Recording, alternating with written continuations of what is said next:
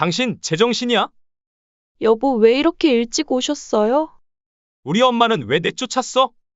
그게 아니라, 갑자기 오셔서 방이 부족했잖아요. 방이 부족해? 이미 상황 다 들었어. 장모님은 오면 안방 내주고 아무 문제 없었잖아. 그런데 우리 엄마는 왜 돈 쥐어주고 내쫓는데? 난 그저 어머님이 숙소에서 혼자 쉬시는 게 편할 거라고 생각해서 배려한 거예요. 이 집이 누구 덕분에 생긴 건지 알아? 우리 어머니가 평생 모은 돈이랑 대출까지 받아서 마련하신 거야. 근데 이제는 당신이 주인 행세하면서 어머니를 내쫓아? 말이 끝나기 무섭게 아들은 지갑에서 10만 원을 꺼내 들었습니다. 자, 이거 받아.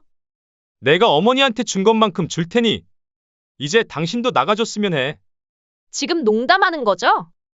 제가 왜 나가야 해요? 왜? 내가 우리 엄마를 쫓아낼 때도 그랬잖아. 아픈 몸으로 병원 검사 받고 오신 분을 한밤중에 잘도 모텔로 쫓아내놓고 우리 엄마가 쫓겨날 때 어떤 기분이었는지 당신도 똑똑히 느껴봐. 여보, 잘못했어요. 지금 당장 짐 싸서 나가? 안녕하세요. 이 사연의 주인공은 68세 김옥희 할머님이십니다. 김씨 할머니는 지방의 작은 도시에서 30년 넘게 국밥집을 운영했습니다. 이제는 문을 닫은 국밥집은 작은 식당이었지만 동네에서는 제법 소문난 곳이었죠.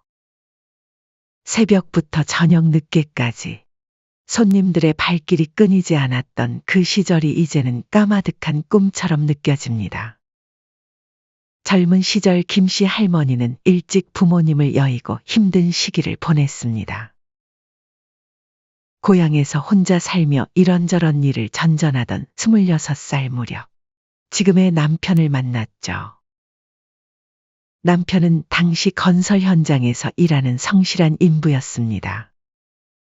정숙 씨, 우리 함께 열심히 살아보면 어떨까요? 남편의 청혼은 그렇게 소박했습니다. 하지만 김씨 할머니는 그 어떤 거창한 말보다 진정성이 느껴져서 좋으셨다고 합니다. 그렇게 김씨 할머니의 인생은 조금씩 달라지기 시작했죠. 결혼 후 부부는 함께 국밥집을 차렸습니다. 처음에는 좁은 골목에 자리 잡은 조그만 가게였지만 부부가 함께 힘을 모아 차근차근 키워나갔습니다. 여보, 오늘도 손님들이 줄을 섰더라고.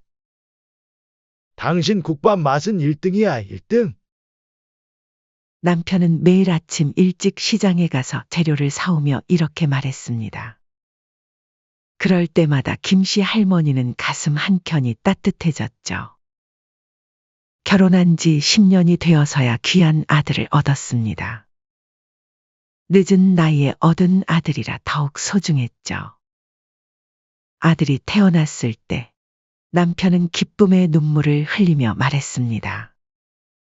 여보, 우리 아들은 꼭 하고 싶은 거 다 하게 해주자. 우리가 고생했던 것처럼 살게 하고 싶지 않아. 그래요. 우리 민호만큼은 부족함 없이 키우고 싶어요. 김씨 할머니도 같은 마음이었습니다. 자신이 겪었던 가난과 결핍을 아들만큼은 겪지 않게 하고 싶었죠. 다행히도 아들은 어릴 때부터 총명했습니다. 시장 골목 좁은 방에서도 늘 책을 읽었고 공부도 열심히 했죠. 중학교 때는 반에서 1등을 놓치지 않았고 고등학교에 진학해서도 우수한 성적을 유지했습니다. 아들은 방학 때마다 가게 일을 도왔습니다. 바쁜 시간에는 서빙도 하고 설거지도 했죠. 그때마다 단골 손님들은 이렇게 말했습니다. 아이고, 민호야. 너는 꼭 크게 성공할 거야. 부모님한테 이렇게 효도하는 착한 아들이 어디 있다고? 어머니, 제가 꼭 성공해서 어머니 아버지 호강시켜 드릴게요. 아이고, 말이라도 고맙다, 민호야. 아들은 자주 이런 말을 했습니다. 그때마다 김씨 할머니는 눈시울이 붉어졌죠. 새벽부터 밤늦게까지 일하는 게 힘들 때도 있었지만 공부방 책상 앞에서 열심히 공부하는 아들의 뒷모습을 보면 모든 피로가 싹 사라졌습니다. 남편도 아들을 무척 자랑스러워했습니다. 시장 사람들에게 우리 아들이 공부를 참 잘해요 라며 늘 자랑을 하곤 했죠. 특히 아들이 서울의 명문대학에 합격했다는 소식을 들었을 때는 김씨 할머니는 눈물을 글썽이며 말했습니다. 여보, 우리가 고생한 게 이렇게 복으로 돌아오네요. 우리 아들이 명문대라니. 아이고 세상에. 그렇게 시간이 흘러 아들은 대학을 졸업하고 대기업 해외 영업부에 취직했습니다. 아들의 취직 소식을 들었을 때 김씨 할머니와 남편은 그동안의 고생이 다 보상받는 것 같았죠. 여보, 이제 우리 좀 쉬면서 살아요. 우리도 나이가 많이 들었잖아요. 그래요, 당신 말이 맞아요. 그럼 국밥집도 슬슬 정리할까요? 남편의 말에 김씨 할머니도 동의했습니다. 이제는 조금 여유 있게 살 수 있을 것 같았거든요. 그러던 중 아들이 결혼 이야기를 꺼냈습니다. 예비 며느리는 같은 회사 디자인팀에서 일하는 직원이었죠. 처음 만났을 때 예비 며느리인 지은이는 참 예쁘고 싹싹해 보였습니다. 그리고 아들의 결혼을 앞두고 김씨 할머니 부부는 큰 결심을 했습니다. 수년간 모은 돈과 대출을 받아 서울의 작은 아파트를 샀죠. 은행 대출을 조금 갚아야 했지만 그래도 마음은 든든했습니다. 여보, 이 집으로 우리 노후도 보장되겠어요. 새를 놓으면 생활비도 될 테고. 그러게요. 우리도 이제 말년은 좀 편하게 삽시다. 남편의 말에 김씨 할머니도 희망을 품었습니다. 노후를 위한 준비라고 생각하니 마음이 든든했습니다. 하지만 예상치 못한 상황이 찾아왔습니다. 결혼을 앞둔 아들과 며느리가 그 집에서 살고 싶다고 한 것이었죠. 갑자기 그게 무슨 말이니? 어머니, 아버지, 죄송한데 저희가 당분간만 그 집에서 살면 안 될까요? 서울의 집값이 너무 올라서요. 착실히 돈 모아 전세금만 구하면 바로 나갈게요. 그래요, 어머님. 어차피 지금은 빈방이니까 저희가 잠시만 살고 나갈게요. 제발요. 처음에는 단호히 거절했지만 아들 부부의 간곡한 부탁에 결국 허락하고 말았습니다. 그렇게 아파트는 아들과 며느리의 신혼집이 되었고 김씨 할머니와 남편은 아들의 새 출발을 축복하며 결혼 자금 일부까지 보태주었습니다. 하지만 마음 한편에는 괜찮겠지? 하는 걱정이 남아 있었죠. 김씨 할머니 부부가 국밥집을 정리하고 남편의 고향으로 내려가면서부터 상황은 조금씩 달라지기 시작했습니다. 이제 며느리는 김씨 할머니 부부의 아파트가 마치 자신의 집이라고 생각하는 것처럼 행동하기 시작했습니다. 어머님, 이제 시골이 더 편하지 않으세요? 여기는 저희가 알아서 관리할 테니 너무 신경 쓰지 마세요. 가끔 김씨 할머니가 서울 집에 들를 때마다 며느리는 이렇게 말하며 은근히 불편한 기색을 드러냈습니다. 한편 아들은 업무상 출장이 잦아서 만나기 어려웠고 설상가상으로 2년 전 김씨 할머니 곁을 지켜주던 든든한 남편마저 병으로 갑작스레 세상을 떠나게 되었습니다. 아이고, 당신 없으면 나 혼자 어떻게 살라고 이렇게 일찍 떠나는 거야. 미안하오. 이제 당신 편하게 해주고 싶었는데. 그리고 이거 하나만 약속해줘요. 항상 당신 먼저 생각해요. 당신은 아들 며느리에게 너무 약해서 걱정이야. 그날 이후 김씨 할머니는 시골 집에서 혼자 지내고 있습니다. 텃밭을 가꾸며 소소한 일상을 보내고 있지만 많이 외로움을 느끼곤 하셨습니다. 하지만 곧 김씨 할머니의 인생에 큰 전환점이 찾아올 줄은 그때까지만 해도 전혀 몰랐답니다. 어느 날 아침, 평소처럼 일어나 세수를 하려는데 갑자기 심한 어지럼증이 찾아왔습니다. 화장실 세면대를 붙잡고 겨우 서 있을 정도였죠. 두통도 너무 심해서 도저히 참을 수가 없었습니다. 아이고 두야, 속도 좀 안 좋고 체한 건가? 불안한 마음에 혼자서 동네 의원을 찾았습니다. 의사 선생님은 김씨 할머니의 상태를 살펴보더니 걱정스러운 표정을 지었습니다. 할머니, 이런 증상을 그동안 방치하셨다고요? 뇌경색 초기 증상일 수 있으니 서울의 전문 병원에서 정밀 검사를 받아보셔야겠어요. 여기서는 정확한 검사가 어려워요. 의사의 말에 김씨 할머니는 가슴이 덜컥 내려앉았습니다. 처음에는 나이 들면 어디 한두 군데 아픈 건 당연한 거지.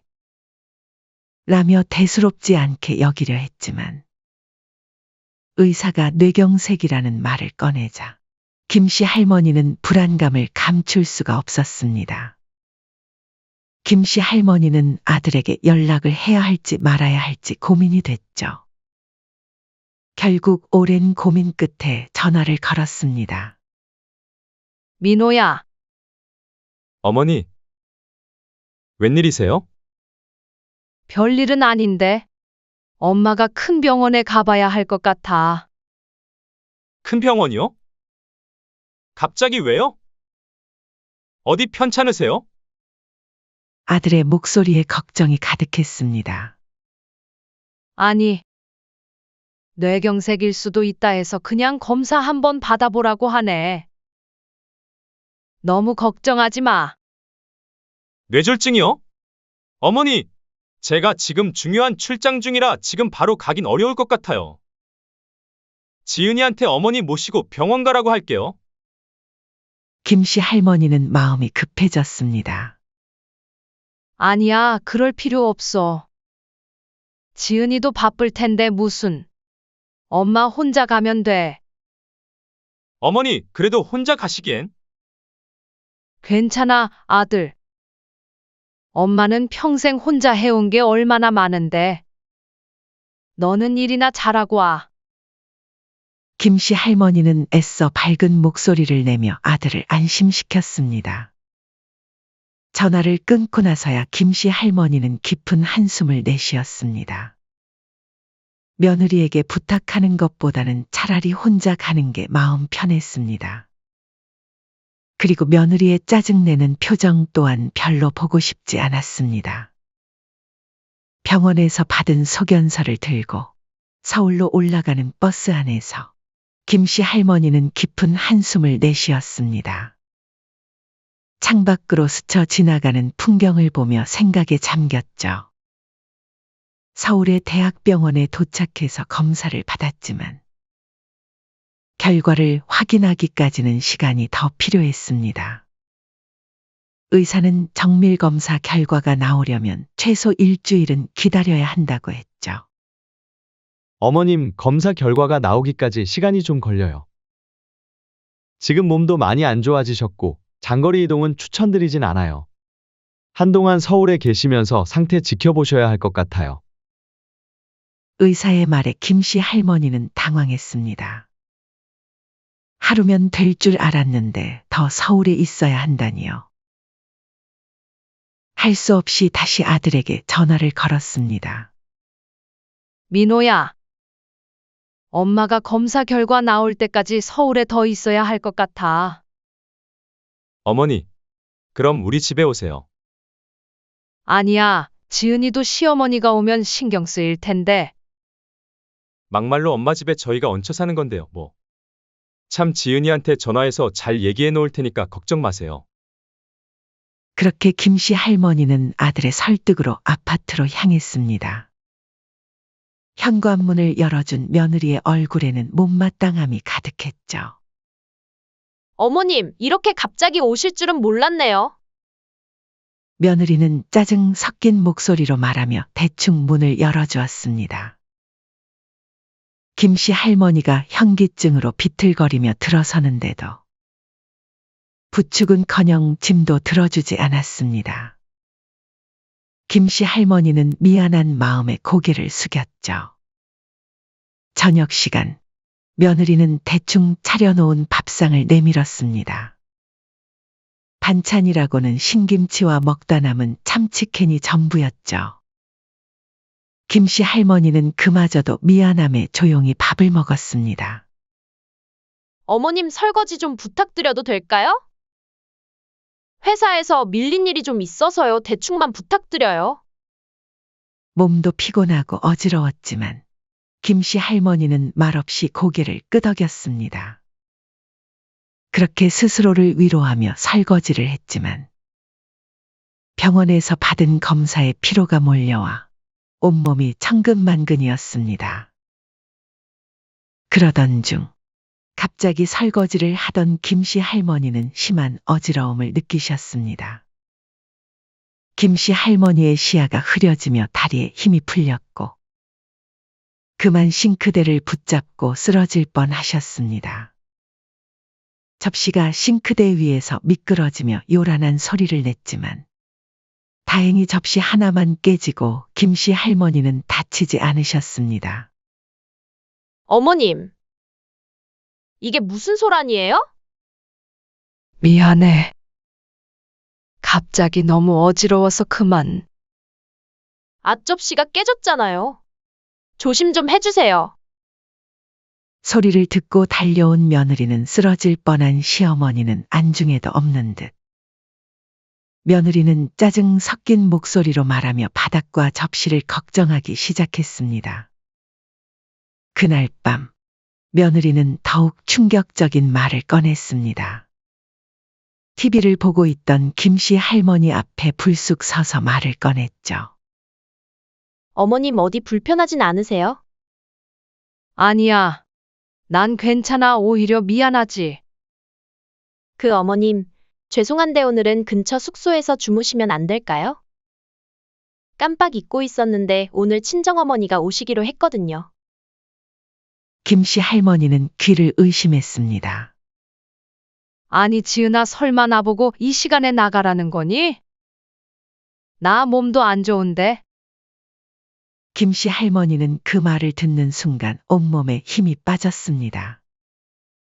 아들이 결혼할 때 사준 집에서 이제는 하룻밤도 묵을 수 없다는 게 실감이 나지 않았습니다.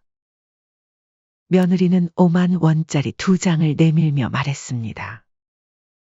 어머님이 여럿이서 있으면 불편하실 것 같아서 그래요.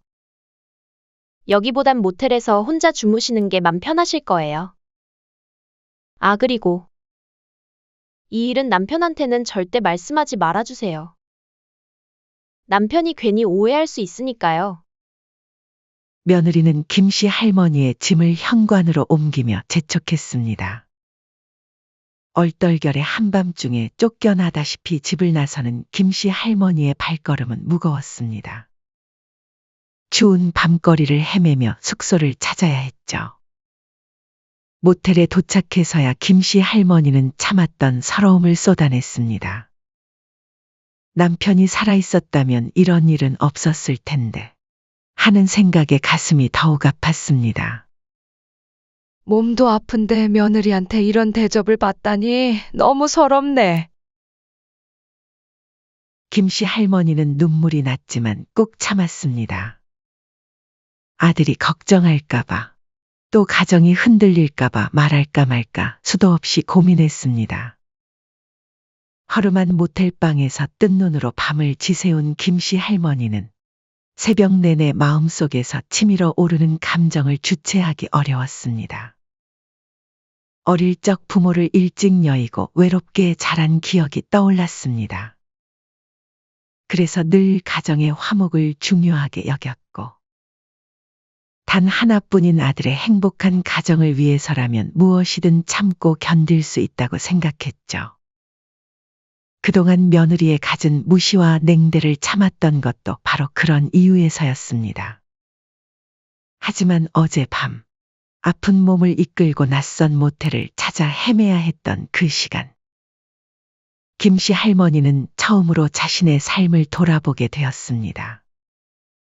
그동안 내가 멍청했구나 이런다고 가족이 화목해지는 게 아닌데. 떨리는 손으로 휴대폰을 들어 아들의 번호를 눌렀습니다. 새벽 6시였지만 아들은 단 한 번의 벨소리에 전화를 받았습니다. 어머니, 이렇게 새벽부터 웬일이세요? 민호야. 엄마가 할 말이 있구나. 평소와 다른 어머니의 힘없는 목소리에서 아들은 직감적으로 뭔가 잘못되었음을 느꼈습니다. 무슨 일이세요? 목소리가 안 좋으신데. 김씨 할머니는 더는 참지 않기로 했습니다. 어제 있었던 일을 하나하나 이야기했죠. 병원에서 돌아와 아픈 몸으로 설거지를 해야 했던 일. 어지러워 쓰러질 뻔했는데도 며느리가 오히려 바닥을 걱정했던 일. 그리고 결정적으로 한밤중에 10만 원을 쥐어주며 모텔로 쫓아냈던 일까지. 결국 아들은 어머니가 숙소에 머물고 있다는 사실을 알게 되었고, 그 순간 참을 수 없는 분노가 치밀어 올랐습니다. 뭐라고요? 아내가 어머니를 모텔로 내쫓았다고요? 민호야, 사실 이게 처음이 아니란다. 그동안 엄마가 말 안 하고 참은 게 김씨 할머니의 이야기는 계속 이어졌습니다. 며느리가 평소에 얼마나 자신을 무시하고 홀대했는지, 심지어 김씨 할머니의 집을 마치 자신의 것인 양 행동했던 일들까지. 어머니 당장 거기 주소 좀 불러주세요. 아들은 즉시 어머니를 모시러 모텔로 향했습니다. 차 안에서 김씨 할머니는 며느리를 걱정하며 말했습니다. 괜히 너랑 며느리 사이를 불편하게 만드는 것 같다. 하지만 아들은 이를 무시한 채 단호한 태도로 집으로 향했습니다. 집 현관에 도착하자 아들은 문을 열며 며느리를 소리쳐 불렀습니다. 당신 제정신이야? TV를 보고 있던 며느리는 남편의 격앙된 목소리에 깜짝 놀라 자리에서 벌떡 일어났습니다. 여보, 왜 이렇게 일찍 오셨어요? 우리 엄마는 왜 내쫓았어? 날카로운 질문에 며느리는 당황하며 변명을 시작했습니다. 그게 아니라 갑자기 오셔서 방이 부족했잖아요. 아들은 냉소적인 웃음을 지으며 말했습니다. 방이 부족해? 이미 상황 다 들었어. 장모님은 오면 안방 내주고 아무 문제 없었잖아. 그런데 우리 엄마는 왜 돈 쥐어주고 내쫓는데? 며느리는 한 발 물러서며 말을 돌렸습니다. 그게 상황이 좀 달라요. 난 그저 어머님이 숙소에서 혼자 쉬시는 게 편할 거라고 생각해서 배려한 거예요. 아들은 더는 듣고 싶지 않다는 듯 며느리의 말을 자르며 단호하게 말했습니다. 다르긴 뭐가 달라? 이 집이 누구 덕분에 생긴 건지 알아? 우리 어머니가 평생 국밥집 하시면서 모은 돈이랑 대출까지 받아서 마련하신 거야. 근데 이제는 당신이 주인 행세하면서 어머니를 내쫓아. 말이 끝나기 무섭게 아들은 지갑에서 10만 원을 꺼내 들었습니다. 자, 이거 받아. 내가 어머니한테 준 것만큼 줄 테니 이제 당신도 나가줬으면 해.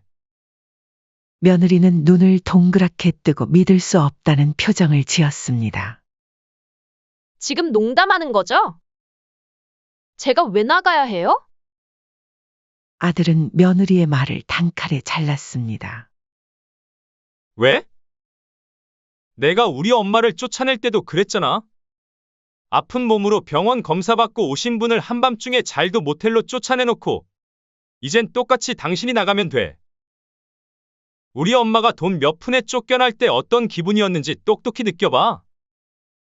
며느리가 울면서 무릎을 꿇었습니다. 여보, 잘못했어요. 난 진짜 그럴 애도가 아니었다고요. 아들은 눈 하나 깜짝하지 않고 손에 든 10만 원을 내밀며 되물었습니다. 용서는 우리 어머니한테 빌어.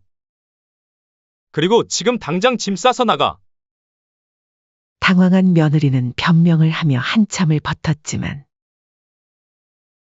아들의 단호한 태도 앞에서는 아무 소용이 없었습니다.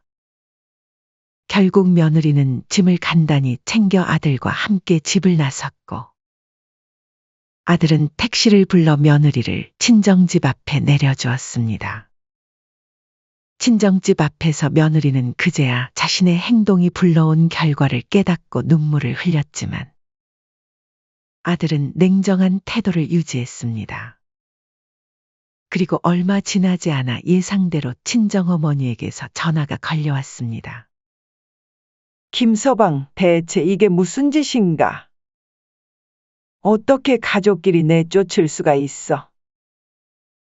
친정어머니는 격양된 목소리로 따져 물었습니다. 친정어머니의 항의에 아들은 한치의 물러섬도 없이 상황을 설명했습니다. 어머니가 겪은 일을 그대로 전하며 되려 신의 딸이 한 행동을 먼저 돌아보라며 단호히 말했죠. 장모님, 그날 장모님도 저희 집에 오셨으니 무슨 일이 있었는지 잘 아실 거라고 생각합니다. 그런데 이렇게 무례한 일을 당하고도 참으라는 말씀은 하지 마세요. 우리 엄마가 장모님처럼 대접받을 자격이 없다고 보십니까? 친정어머니는 더 이상 할 말을 찾지 못했고 아들은 단호하게 말을 이었습니다. 저는 우리 어머니가 이런 꼴 당하는 거 못 봅니다. 그리고 아내에게도 이번 일 반성하기 전까진 다신 얼굴도 안 볼 거라고 전해주세요.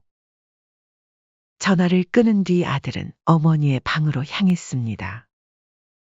김씨 할머니는 불안한 표정으로 기다리고 계셨죠. 엄마, 이 집은 원래부터 엄마 거예요. 제가 그동안 너무 무심해서 이런 일을 겪게 해서 죄송해요. 앞으로는 절대 이런 일 없을 거예요. 김씨 할머니는 아들의 말을 듣고 복잡한 감정이 교차했습니다. 서운함도 있었지만 아들의 단호한 태도에 뭉클함을 느꼈죠. 내가 이렇게까지 엄마를 생각해주니 내가 더 이상 바랄 게 없다. 아들은 며느리에게도 어머니께 사과할 것을 요구하며 부모님에 대한 존중이 없으면 함께 살 수 없다는 단호한 입장을 고수했습니다. 결국 며느리는 김씨 할머니께 진심으로 사과하며 자신의 잘못을 뉘우쳤고 아들은 집 소유권을 어머니의 것이라고 못 박으며 앞으로 부모님께 효도할 것을 다짐했습니다. 김씨 할머니는 아들의 변화된 태도에 뭉클함을 느끼며 비로소 평생의 한을 풀 수 있었습니다. 몇 주가 지나고 김씨 할머니는 병원에서 기다리던 검사 결과를 받았습니다. 다행히 뇌경색이 아니라는 진단이었죠. 큰 병이 아니어서 다행입니다. 하지만 이번 일을 계기로 건강관리는 꾸준히 하셔야 해요. 특히 혈압 관리와 규칙적인 운동은 꼭 하셔야 합니다. 의사의 당부에 김씨 할머니와 아들은 안도의 한숨을 내쉬었습니다. 어머니, 이제 정말 마음 놓이네요. 아들은 김씨 할머니의 손을 꼭 잡으며 말했습니다. 앞으로는 제가 자주 찾아뵙고 어머니 건강도 챙겨드릴게요. 고맙다 아들. 덕분에 든든하네. 한편 10만 원을 받고 한밤중에 집에서 쫓겨났던 그날의 사건은 며느리에게 큰 충격이 되었습니다. 특히 자신도 똑같이 한밤중에 친정으로 쫓겨나 보니 시어머니의 마음을 조금이나마 이해하게 되었죠. 자신이 시어머니께 했던 행동이 얼마나 무례하고 비인간적이었는지를 깨닫게 된 것입니다. 장모님 역시 그날 이후로는 달라지셨습니다. 평소 시부모님 재산은 자식 재산 이라며 뻔뻔하게 말씀하시던 분이 아들의 단호한 태도 앞에서는 아무 말씀도 못하셨죠. 결국 며느리는 스스로 김씨 할머니를 찾아가기로 했습니다. 시골집을 찾아간 며느리는 현관 앞에서 한참을 서성였습니다. 어머님, 저 지은이에요. 문을 열어주신 김씨 할머니 앞에서 며느리는 한동안 말을 잇지 못했습니다. 저 그때 정말 제가 뭐라고 말씀드려야 할지.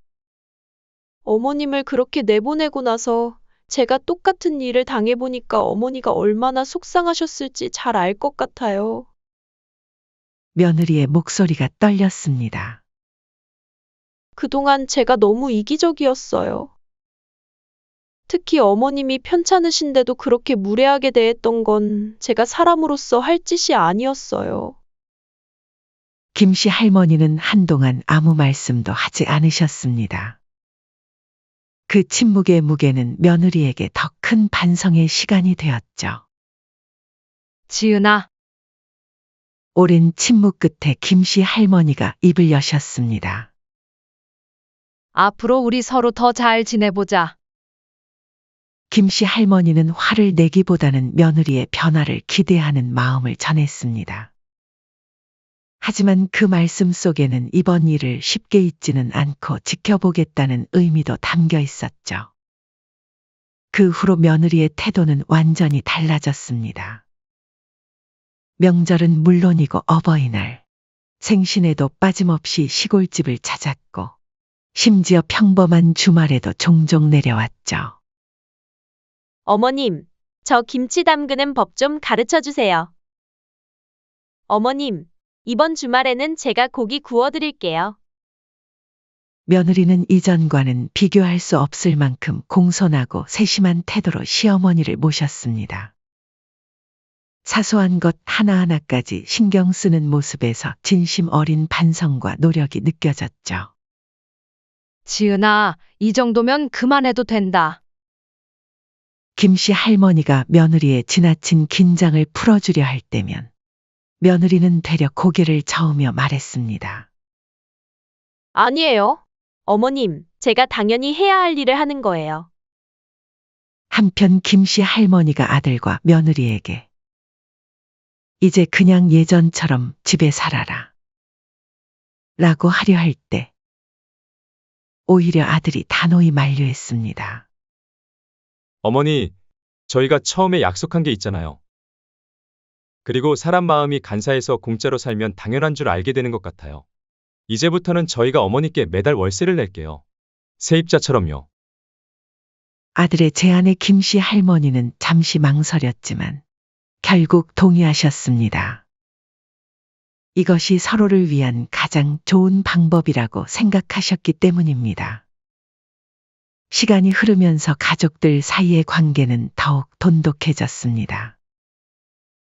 주말이면 손자가 시골집에 와서 밤새 할머니 곁에서 떨어지지 않으려 했고, 아들과 며느리는 번갈아가며 어머니의 건강을 살폈죠. 할머니, 나랑 텃밭에서 상추 따요. 그래, 우리 도현이 할미랑 같이 나가자. 손자의 천진난만한 웃음소리가 마당에 울릴 때면 김씨 할머니의 얼굴에도 행복한 미소가 번졌습니다. 이제 김씨 할머니의 하루하루는 평온함으로 가득합니다. 아침이면 텃밭에서 채소도 가꾸고 가끔은 동네 친구들과 함께 시장도 구경하러 다니죠. 주말이면 어김없이 찾아오는 가족들과 함께 이야기꽃을 피우며 손자의 제잘거림을 들으며 행복한 시간을 보냅니다. 그동안의 서운함과 아픔은 이제 깊은 이해와 존중으로 바뀌었습니다.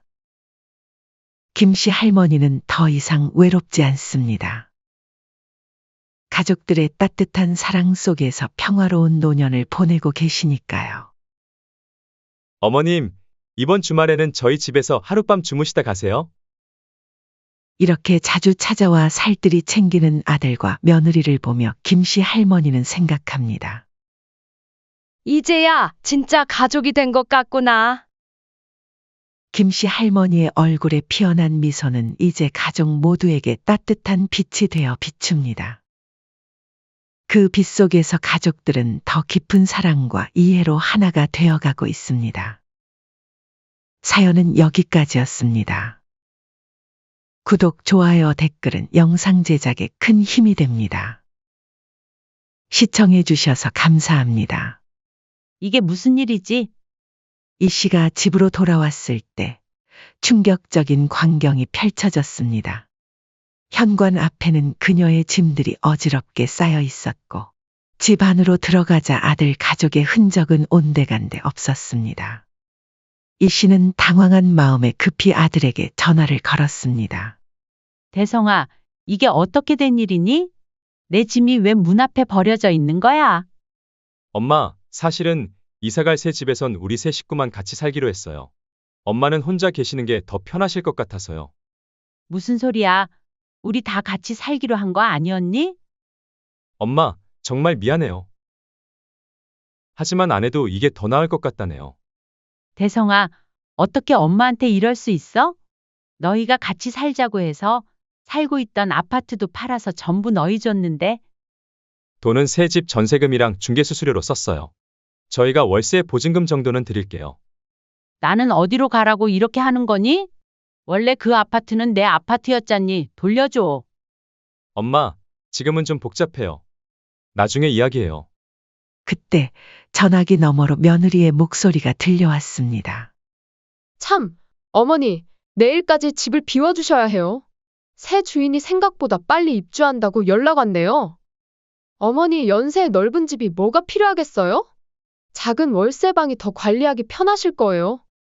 너희가 어떻게 나만 쏙 빼놓고 새 집으로 이사를 갈 수가 있니? 안녕하세요. 이 사연의 주인공은 63세 이은희 씨입니다. 서울 수유동의 작은 골목, 40년간 한자리를 지켜온 은희 미용실은 동네 사람들에게 친숙한 공간이었습니다. 이 씨는 그곳에서 세월의 흐름을 가위 소리로 새겨왔습니다.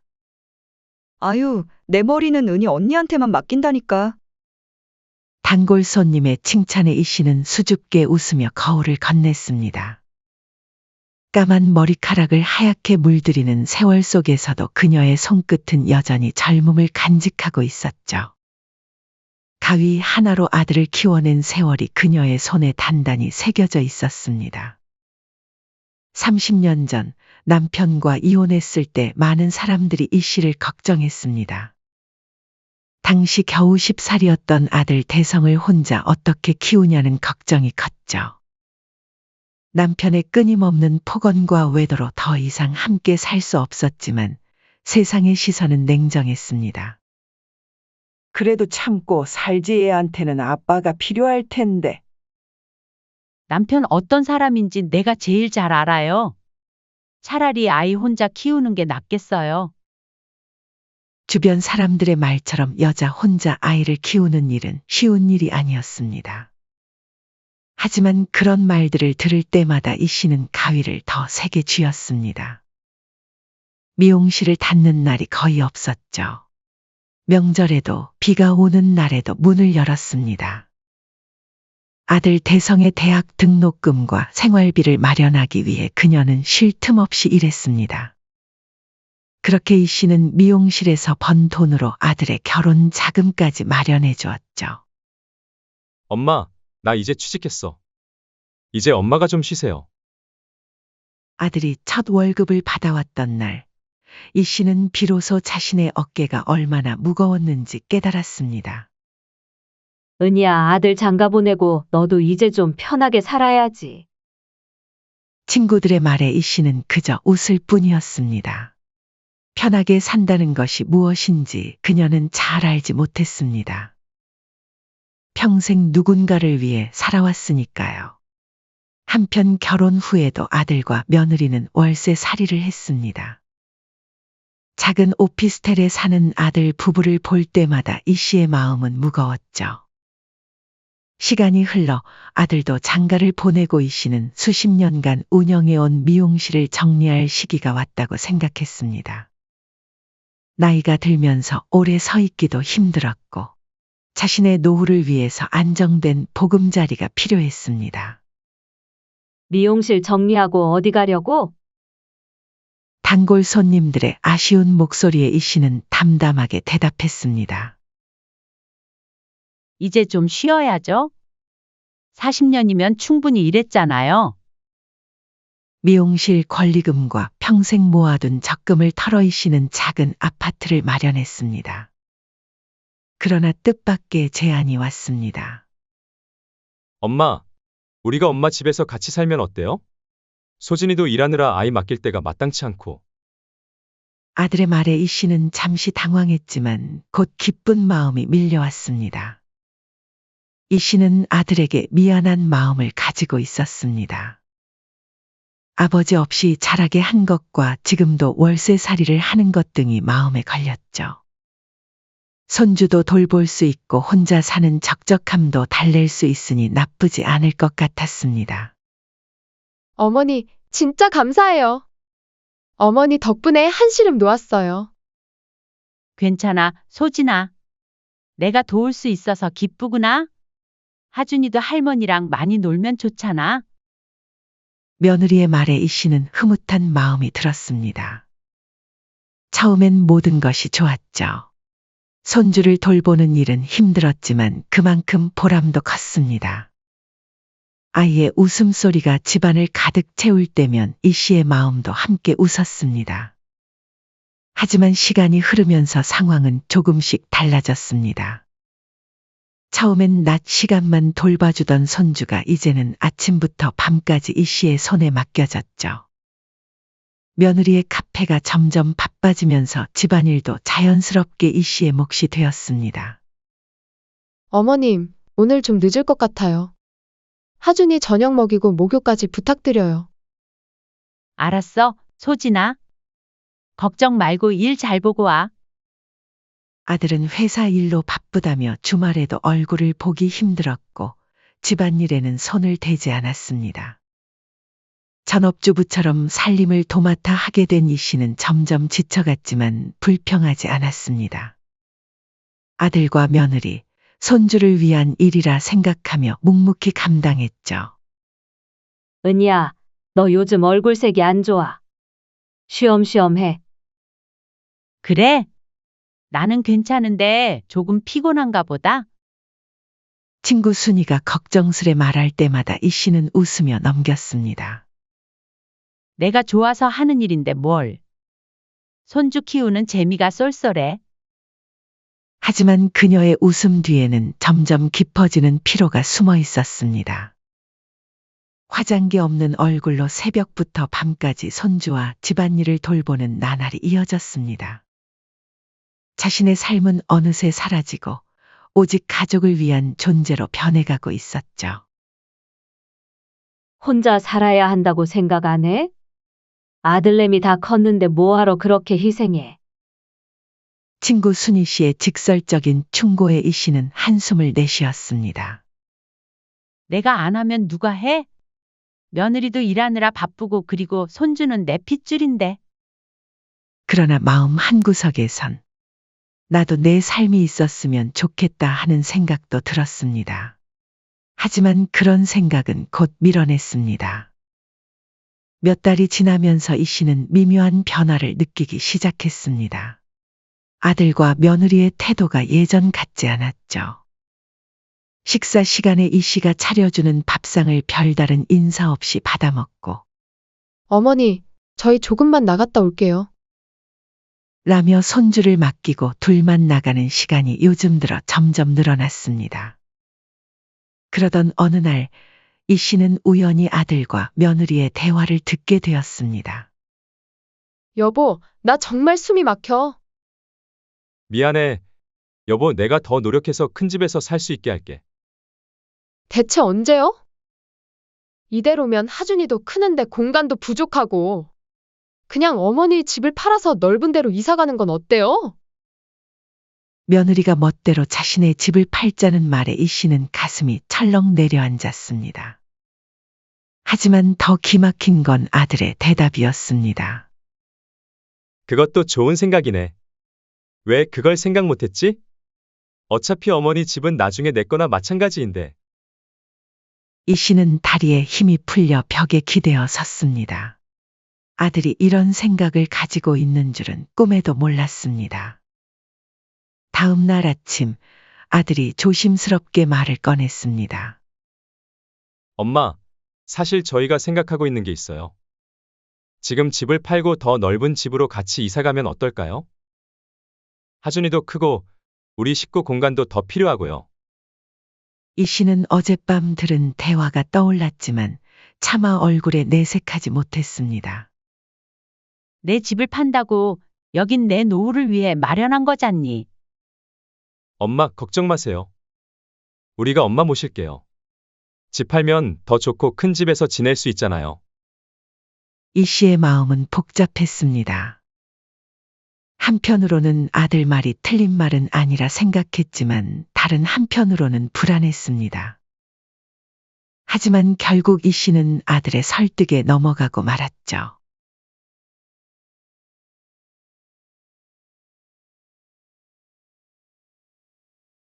집을 내놓고 얼마 지나지 않아 매매가 이루어졌습니다. 이 씨는 계약서에 도장을 찍으며 가슴이 무거웠습니다.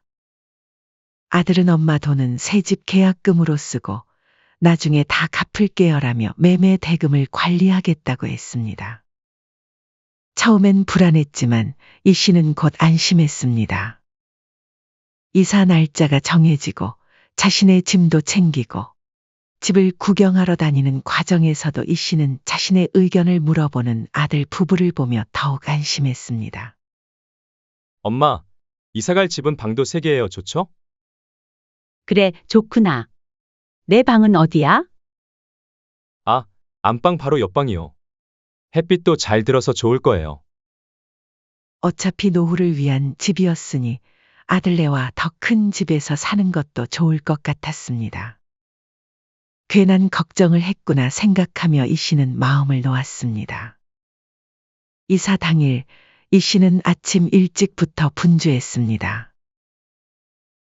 옷가지와 소중한 물건들을 상자에 담고 새로운 출발에 대한 설렘이 가득했습니다. 마지막으로 방을 둘러보고 창틀에 쌓인 먼지를 닦았죠. 그리고 손주를 위해 특별히 준비한 장난감을 가방에 챙겼습니다. 그날 오전 아들이 이 씨에게 말했습니다. 엄마, 오늘 병원 검진 날이잖아요. 저희가 먼저 이사 시작할 테니까 검진 마치고 오세요.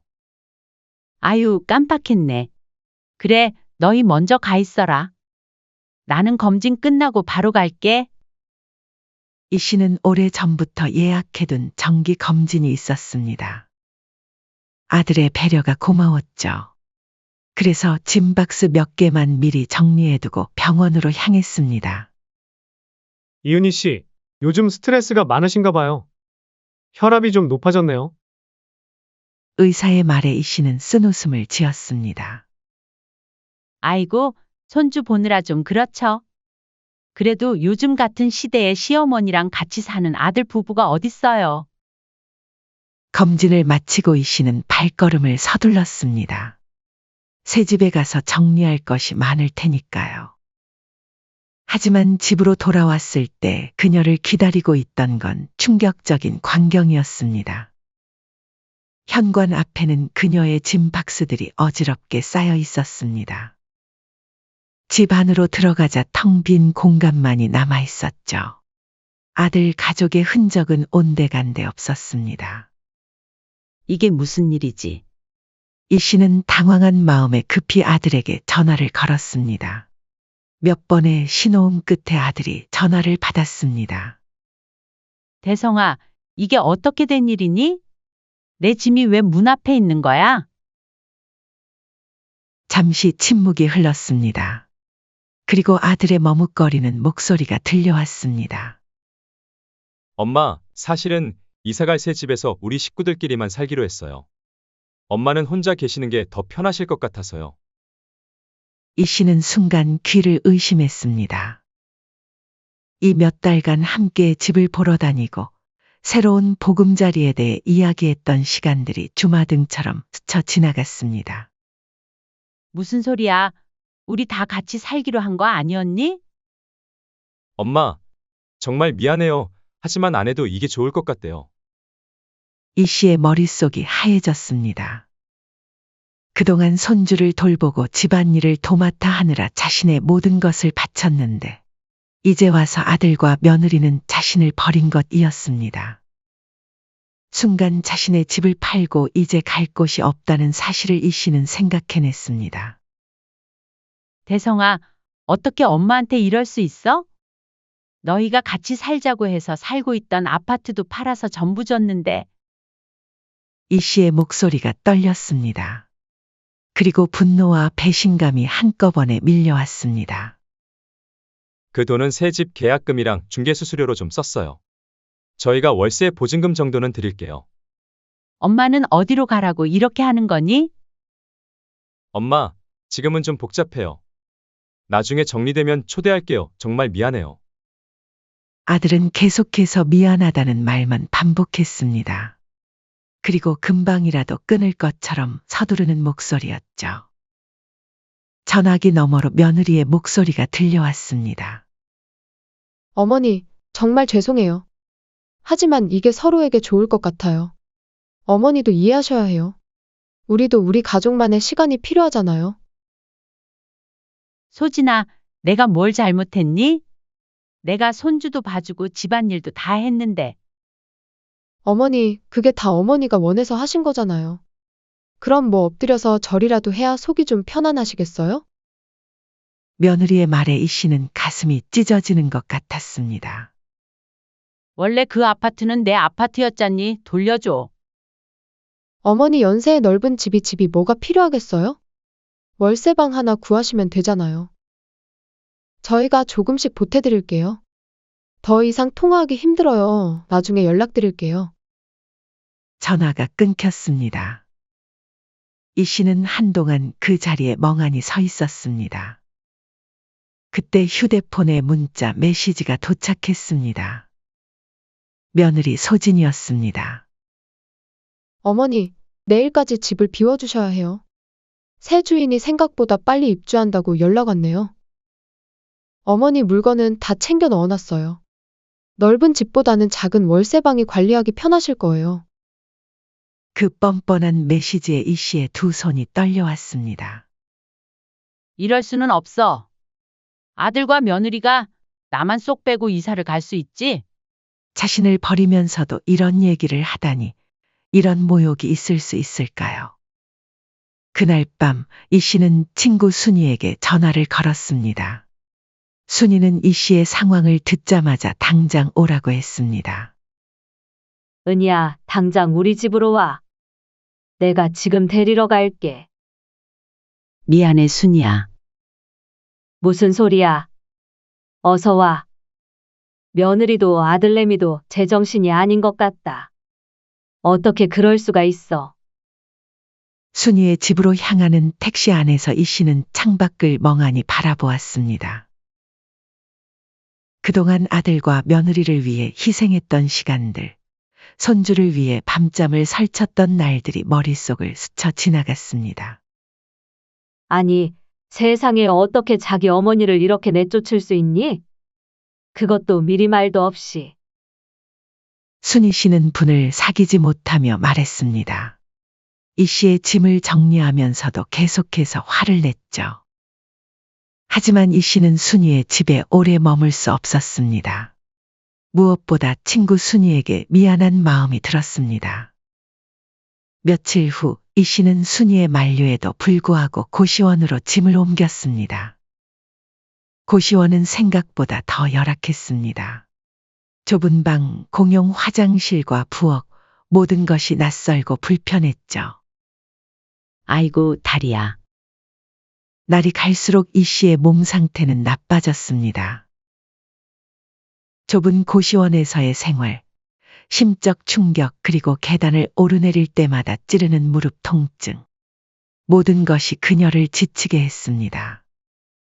고시원에서 보낸 시간은 이 씨에게 지옥 같은 시간이었습니다. 좁은 방에 갇혀 지내며 그녀는 자신의 인생을 되돌아보았습니다. 평생 아들을 위해 희생했는데 돌아온 것은 배신뿐이었습니다.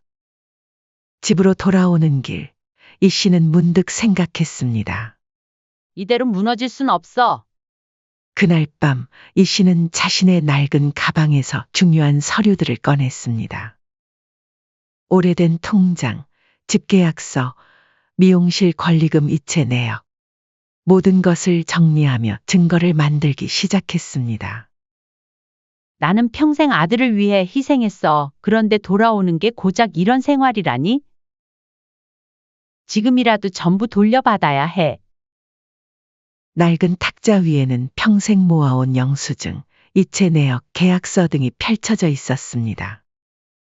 이 씨는 하나하나 꼼꼼히 정리했습니다.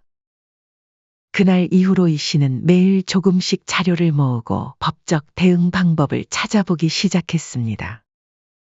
이 씨는 어느새 단단한 결심을 한 눈빛으로 창밖을 바라보았습니다. 아들과 며느리가 자신을 버렸다고 해서 자신의 인생까지 버릴 수는 없는 일이었으니까요.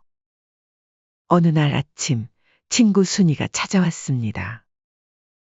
은희야, 우리 조카가 법률사무소에서 일하고 있어. 한번 상담받아 볼래? 정말 그럼 좀 만나볼 수 있을까? 다음 날, 이 씨는 순이와 함께 법률사무소를 찾았습니다. 순이의 조카 민주는 친절하게 이 씨의 이야기를 들었습니다. 변호사와의 상담에서 이 씨는 그동안 정리해온 서류들을 모두 꺼내놓았습니다. 집 매매 계약서, 아들에게 송금한 내역, 손주 양육과 관련된 증거들까지. 이은희님, 법적으로 충분히 대응 가능합니다. 모시고 사는 조건으로 상속하셨기에 승소 가능성이 큽니다. 변호사의 말에 이 씨의 눈에 희망이 보였습니다. 하지만 마음 한구석에는 여전히 아들에 대한 정이 남아 있었습니다. 변호사님, 제가 마지막으로 한번 아들에게 연락해 볼게요. 그래도 안 되면 법적으로 진행하겠습니다. 그날 저녁, 이 씨는 떨리는 손으로 아들에게 전화를 걸었습니다. 여러 번 신호음이 울린 후 대성이 전화를 받았습니다. 엄마, 무슨 일이세요? 대성아, 엄마가 마지막으로 부탁할게. 집 한돈 돌려주고 사과해다오. 그러면 나도 더 이상 얘기 안 할게. 잠시 침묵이 흐른 후 아들의 목소리가 들려왔습니다. 엄마, 그거 이미 다 써버렸어요. 그리고 치사하게 준 걸 줬다 뺏는 게 어딨어요. 이 씨는 귀를 의심했습니다. 말도 안 되는 소리였죠. 대성아, 내가 언제 그 돈을 너한테 줬니? 같이 살기로 약속하고 살던 집을 판 거잖아. 엄마, 너무 서운해하지 마세요. 저번에 약속한 대로 저희가 월세도 드릴게요. 아들의 뻔뻔한 말에 이 씨는 더 이상 듣고 있을 수 없었습니다. 더 이상 말하지 마라. 법적으로 대응할 테니 각오해. 이 씨는 가슴이 찢어지는 듯한 아픔이 밀려왔습니다. 다음 날, 이 씨는 변호사를 다시 찾아갔습니다. 이번에는 결심이 서 있었습니다. 변호사님, 진행해 주세요. 내용 증명도 보내주시고요. 일주일 후 아들 대성의 집으로 내용 증명이 발송되었습니다. 집 매매 대금 반환 요구와 함께 법적 조치를 취할 것임을 명시한 내용이었습니다. 이 씨는 더 강경하게 대응하기로 했습니다. 아들의 직장과 며느리의 카페 주변에서 자신의 사연을 알리기 시작했습니다. 작은 피켓을 들고 서 있기도 하고 주변 상인들에게 사정을 설명하기도 했습니다. 30년 동안 혼자 아들을 키웠는데 아들과 며느리에게 집까지 빼앗기고 쫓겨났습니다. 그러던 어느 날 이 씨의 휴대폰이 울렸습니다. 발신자는 아들 대성이었습니다. 엄마, 제발 그만하세요. 회사에서 다들 알게 됐어요. 직장 동료들도 저보고 어떻게 그럴 수 있냐고 난리예요. 대성아, 내가 언제 거짓말이라도 했니? 엄마가 한 말 중에 틀린 게 있어? 아니, 그건 아닌데? 그럼 어떻게 하면 그만하실 건데요? 내 돈 돌려주면 그만할게. 이틀 후 이 씨는 변호사 사무실로 향했습니다. 한 달 만에 보는 아들의 얼굴은 지쳐 보였습니다. 엄마, 대성은 고개를 숙인 채 이 씨를 바라보았습니다. 그 옆에는 변호사가 앉아 있었습니다. 이은희님, 아드님께서 일부 금액을 입금하셨습니다. 나머지는 분할 상환하기로 했고요. 이 씨는 고개를 끄덕였습니다. 아들은 어색하게 말을 이었습니다. 엄마, 정말 미안해요. 나도 이러고 싶지 않았는데 아내가 자꾸 그러라고 해서. 며느리 탓하지 마라. 내 책임도 있어. 잠시 침묵이 흐른 후 아들이 조심스럽게 입을 열었습니다. 엄마, 우리 다시 같이 사는 건 안 될까요? 이번엔 정말 잘할게요. 이 씨는 고개를 저었습니다. 아니다. 이제 그럴 맘 싹 사라졌어? 하지만 엄마, 하준이도 할머니 보고 싶어 해요. 우리도 후회했어요. 엄마 빈자리가 이렇게 클 줄 몰랐어요. 이제는 너희를 못 믿겠다. 그 집 엄마가 볼 꼴 못 볼 꼴 다 보면서 뼈 빠지게 일해서 장만한 거야. 내 인생 40년을 바친 돈으로 산 집이란다. 그런데 너희는 단 한순간에 그걸 빼앗으려고 했잖니. 손주는 보고 싶지만 이제는 내 인생이 더 소중해. 대화가 끝나고 이 씨는 변호사와 함께 나왔습니다. 가슴이 먹먹했지만 한편으로는 홀가분한 기분이었습니다. 이제 자신의 인생을 다시 시작할 수 있다는 희망이 보였습니다. 은희야, 돈도 돌려받았고 앞으로는 어떻게 할 거야? 친구 순이의 물음에 이 씨는 문득 자신의 손을 바라보았습니다. 40년 동안 가위를 쥐었던 그 손에는 여전히 힘이 남아 있었습니다. 다시 시작해보려고. 이 씨는 우연히 오래전 미용실에서 함께 일했던 미영을 만났습니다. 미영은 작은 미용실을 운영하고 있었습니다. 언니, 정말 오랜만이에요. 어쩐 일이세요? 미용실은 그만두셨다면서요? 그래, 몇 년 전에 정리했어. 너는 잘 지내니? 두 사람은 근처 카페에서 오랜만에 이야기를 나눴습니다. 이 씨는 자신의 상황을 솔직하게 털어놓았고 미영은 깊이 공감했습니다. 언니, 우리 미용실에서 같이 일하면 어때요? 소소하게 시작해보는 건 어떨까요? 이 씨는 미영의 제안에 눈이 반짝였습니다. 오랫동안 잊고 있었던 열정이 다시 살아나는 것 같았습니다. 정말? 그래도 될까? 그렇게 이 씨는 손을 놓았던 미용일을 다시 시작하기로 했습니다.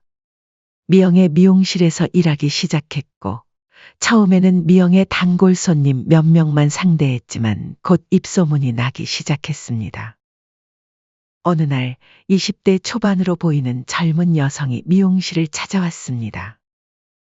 저기, 할머니 미용사분 계신가요?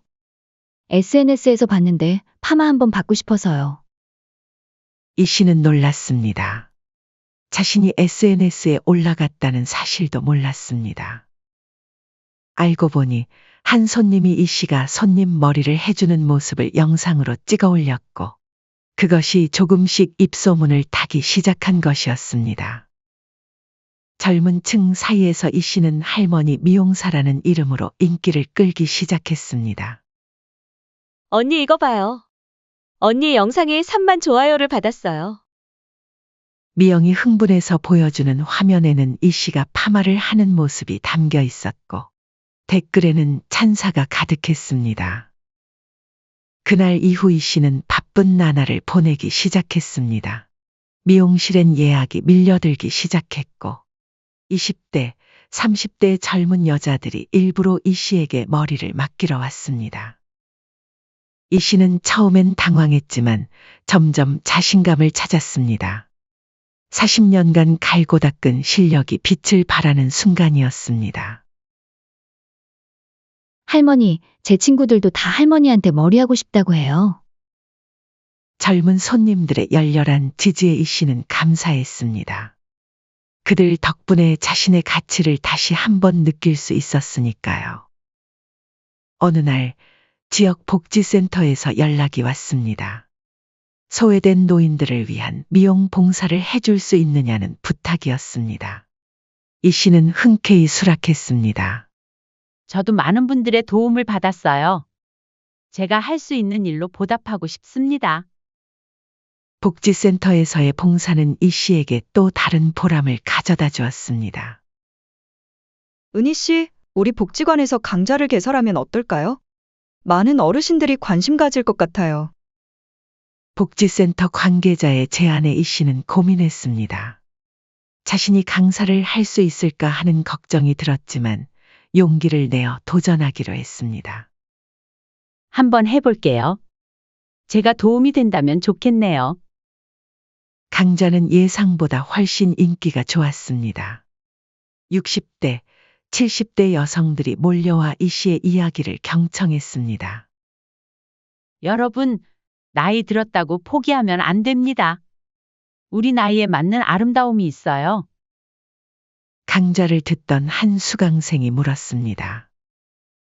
선생님, 어떻게 이런 어려움을 극복하고 다시 시작하실 수 있었어요? 이 씨는 잠시 생각에 잠겼다가 대답했습니다. 제가 살아온 길이 결코 쉽지 않았어요. 남편과 이혼하고 어린 아들을 혼자 키우면서 수많은 시련을 겪었죠. 하루 종일 일하며 아들 뒷바라지했고, 그리고 얼마 전엔 그렇게 키운 아들에게 배신도 당했습니다. 이 씨는 잠시 목이 메었지만 곧 담담한 목소리로 계속했습니다. 그때 정말 무너질 것 같았어요. 이 씨는 자신의 거친 손을 들어 보였습니다. 저를 다시 일으킨 것은 제가 평생 손에 쥐었던 가위가 있기 때문이에요. 그걸 다시 한번 손에 쥐는 용기가 필요한 것 같아요. 나이가 많다고 배신당했다고 상처받았다고 포기하지 마세요. 우리 모두에게는 자신만의 가위가 있을 거예요. 이 씨의 이야기는 많은 이들에게 감동을 주었습니다. 1년 전만 해도 상상도 못했던 일이었습니다. 한편 아들 부부의 상황은 매우 나빠졌습니다. 집 한 돈을 모두 이 씨에게 상환한 후 그들은 월세 단칸방으로 이사할 수밖에 없었습니다. 아들 부부가 어머니에게 한 행동이 알려지면서 며느리의 카페는 장사가 잘 안 돼서 문을 닫았고 아들은 회사에서 성과 압박에 시달리는 중이었습니다. 행사 관계자의 초청 제안을 받으며 귀가하는 길, 이 씨의 휴대폰이 울렸습니다. 발신자는 아들 대성이었습니다. 무려 반년 만의 연락이었습니다. 여보세요? 엄마, 나예요, 대성이. 아들은 만나자는 간절한 요청을 했고, 이 씨는 다음 날 미용실 앞 카페에서 만나기로 했습니다. 다음 날 카페에 들어선 아들의 모습은 예전과 달랐습니다. 어깨는 축 처진 채 피곤함이 역력했고 옷도 구겨져 있었습니다. 며느리의 모습도 많이 변해 있었습니다. 예전의 자신감은 사라지고 피곤함과 짜증이 얼굴에 드러났습니다. 그래 무슨 일이니? 아들은 한참을 머뭇거리다가 입을 열었습니다. 엄마, 정말 죄송해요. 그동안 많이 생각했어요. 아들과 며느리는 곧바로 자신들의 어려운 사정을 털어놓았습니다. 며느리도 알바를 하고 손주 하준이를 돌볼 여력도 없으며 경제적으로 몹시 힘들다고 했습니다. 그러면서 아들은 눈물을 보이며 다시 같이 살자고 제안했습니다. 엄마, 저희 한 번만 용서해 주시면 안 될까요? 아들은 계속해서 말을 이었습니다. 제발요. 하준이도 할머니 정말 많이 보고 싶어 해요. 그때 일은 진심으로 사과드릴게요. 아들은 난처한 표정을 지었습니다. 그때 며느리가 말을 이었습니다. 어머니, 평일에 낮 시간만 하준이 돌봐주시면 안 될까요? 저도 일자리 알아보고 있고, 물론 용돈도 드릴게요. 며느리 말에 이 씨의 표정이 굳어졌습니다. 그리고 어머니 나이에 무슨 미용이에요. 그냥 편하게 집에서 하준이나 돌봐주세요. 며느리는 은근히 이 씨의 일을 무시했습니다. 진심 어린 사과도 없었습니다. 이 씨는 단호하게 아들 부부의 제안을 거절했습니다. 오자마자 하는 말이 그거니? 내 집 팔아먹고 날 내쫓고 이제 와서 손주 봐달라고? 며느리는 당황한 기색으로 말했습니다. 어머니, 다 지난 일인데 왜 또 그러세요? 우리도 어려운 시기였고, 그리고 저희도 잘못했다고 사과했잖아요. 싫다. 나는 지금 하는 일이 좋고 이제 너희한테 휩쓸리지 않을 거야. 그리고 손주가 자랑스러워할 할머니가 되려고 해. 이제는 나도 내 인생 살 거다. 이 씨의 단호한 태도에 며느리는 입을 다물지 못했습니다. 평소 순한 시어머니가 이렇게 단호하게 말하는 것은 처음이었습니다. 그렇게 아들 부부는 낙담한 채 돌아갔습니다. 며칠 후 지역 신문에서 취재 요청이 왔고 이 씨의 사연과 새로운 도전이 기사로 실렸습니다. 40년 경력 할머니 미용사, 인생 2막을 열다. 기사가 나간 후 한 지역단체 측에서 연락이 왔습니다. 이은혜님을 저희 6070 성공사례 발표자로 모시고 싶습니다. 어머님의 이야기가 많은 분들에게 희망이 되실 거예요. 이 씨는 놀랐습니다. 자신이 그렇게 큰 무대에 서서 발표를 한다는 것은 상상도 못한 일이었습니다. 하지만 자신의 경험이 다른 이들에게 도움이 된다면 그것보다 더 보람찬 일은 없을 것이라고 생각했습니다. 한번 도전해 볼게요. 발표를 준비하면서 이 씨는 자신의 인생을 되돌아보았습니다. 아픔도 있었지만 그것을 이겨내고 다시 일어선 자신이 자랑스러웠습니다.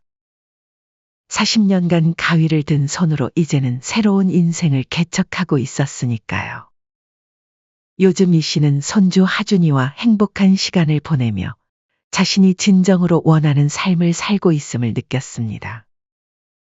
손주 하준이가 할머니가 잘라준 머리가 제일 좋다고 말했을 때 이 씨는 그래, 그거면 됐다고 생각했습니다.